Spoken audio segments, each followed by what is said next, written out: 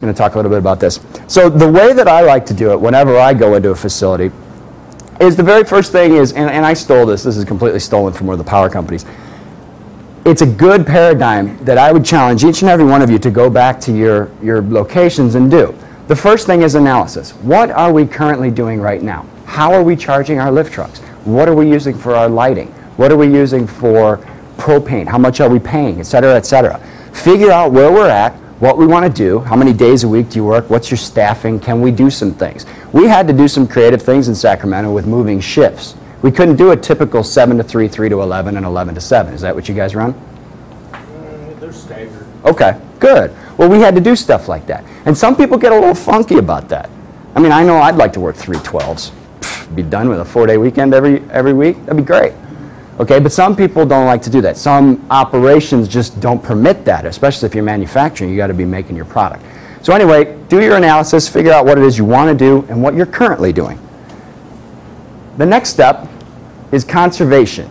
And conservation is just flat out using less energy.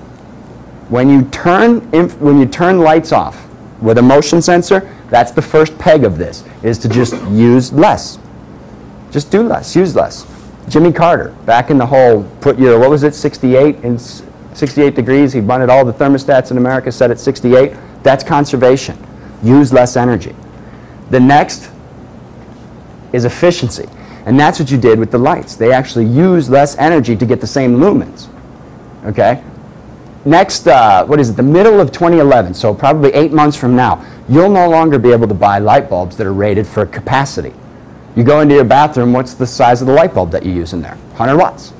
You go into your den or your study, what's the light bulbs that you use in there? 70 watts. What's the wattage of a fridge bulb?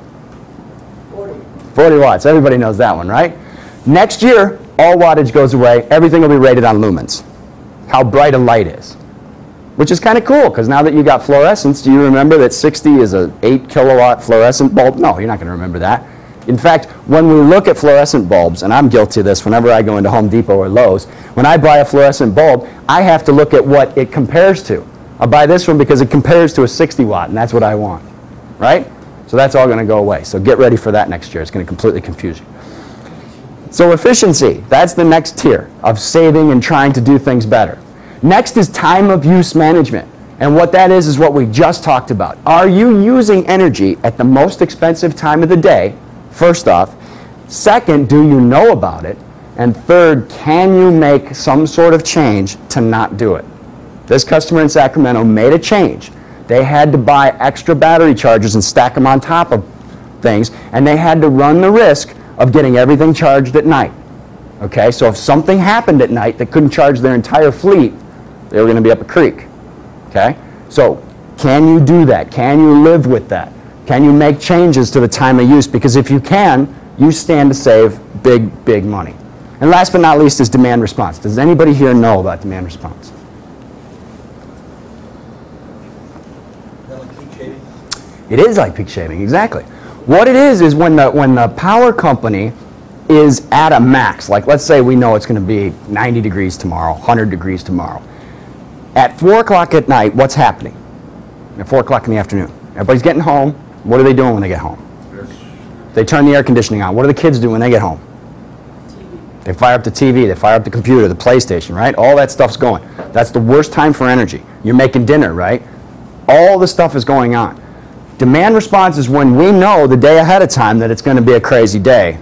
Like we saw with that graph on the KISO chart. We know it's going to be bad. So we come to you and we say, hey, you're a 400 kilowatt per day user. If you can shut down 10% between the hours of 4 and 5, I will rebate you $100 per kilowatt that you come back with. And they do that. There's 2 levels of demand response. The first is they control the switch. The second is you control the switch. Which one do you think is more lucrative to you? They control the switch. They shut you down when they need to shut you down. If you can live with certain things like that. Anybody here cold storage? No? Cold storage people are probably the ones who are pretty much the only people that can't live with that. Because if you take them off the grid, they've got inventory that could start spoiling and stuff like that. Yes, sir? We are signed up with Excel on the demand response. Okay. And how do you like it? And they have control over us. We talked about our lighting package. We were the last facility in the whole organization to get our lighting changed out because our per kilowatt hour charge from Excel was the lowest in the whole organization? Can I ask what it was? 6 cents, 7 cents? Exactly. Okay. National average is 9 cents, so if you're under that, you're doing phenomenally, which a lot of people are under that because of the way the economy is and locking into power, doing creative things. I would challenge every one of you, the best place for you to get money this year and into 2011 is in your energy. We have already wrung the rag completely clean of head count, of productivity. We're squeezing as much stuff into a 5-pound bag as we can. We've done everything we can to get lean and get good at what we're doing. The last peg of that is to go back to your power company and do exactly what Brian said and talk with them about these opportunities. Again, the first part of it is, what are we currently doing? We have to understand what we're using. So we got to know what we're paying for kilowatt hours. We got to know how many we're using.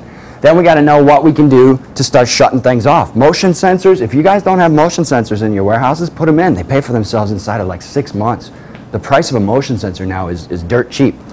From there, efficiency, T8 lighting, forklift chargers like we're talking about, all different kinds of stuff can save you. All this is doing the exact same amount of work with less energy. Okay, this is doing less work, period, using less energy. This is doing the same amount of work, but using less energy out of the wall. Okay, time of use, just trying to move that stuff around, peak shaving. And then last but not least, demand response.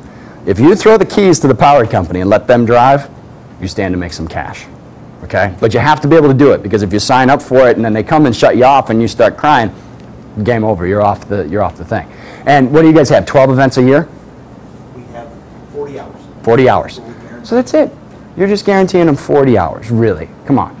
I know we're all busy, I know we all work very hard, but that 40 hours that you give back to the power company, if it just so happens that that half hour that they need is during 4 to 5 o'clock when everybody's firing up their PlayStations and the kids are all getting home and all that kind of stuff, that could be very, very lucrative for you to come off the grid and do things that you're not even using. I read an article on the way here today that talked about PCs. How many of you in your organization have PCs that stay on when your employees go home?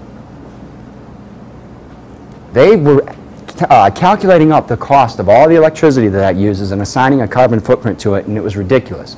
There's a new product out now that you can give your MIS folks, and it ties right into the network. As soon as that computer goes dead for a given amount of time, it shuts it down. Or you can shut it down hardwire at the clock. So if you know all your employees are gone at 5 o'clock, every single computer shuts down. It's not going to completely just kill the power on them where they lose all their saved work. It's going to take them down in a nice way. It sends a network signal into the computer, which shuts it down. Technology now is just moving so fast to try and get us back to the basics of doing all this stuff. But what you look at when you look at this triangle, and the reason that cost savings arrow goes up is the higher you get on this peg, the more money you're going to save. The more lucrative it's going to be for your company to do this. And I would challenge you to do it with the top 3. The first is lighting. That's the big one. The second is motors, heating motors, HVAC, all that kind of stuff. If you've got motors that run any of your manufacturing, they've got better motors now that use better electricity. And the third thing is forklift chargers. If you're charging a forklift in your plant right now, and that charger is older than 5 years old, we can come in and save you 20% of your energy. If it's older than 5 years. They're still selling today the other charger technology. We still sell it and manufacture it. I don't know why, but it's basically the same reason why we're buying incandescent lights nowadays. Who in their right mind would buy an incandescent light when a fluorescent light does it with 1/10 of the energy? The classic rebuttal to that, and I said it because I got one in my den. Well, fluorescents don't dim. I'm walking through Home Depot the other day. Guess what they got now? Dimmable fluorescents. So technology is coming and it's removing all the barriers as to why we do it. Okay?